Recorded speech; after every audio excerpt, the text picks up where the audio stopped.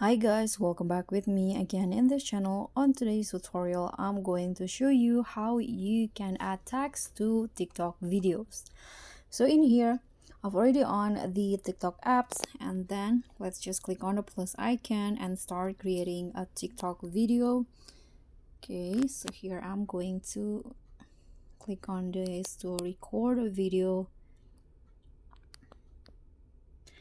Now you can click on the check icon, and then to add the text you can just click on this A to start creating tags. For example,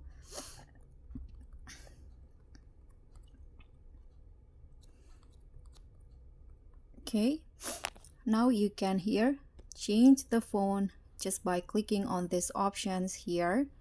You can just choose which one, and you can also adjust the size in here on the right panel.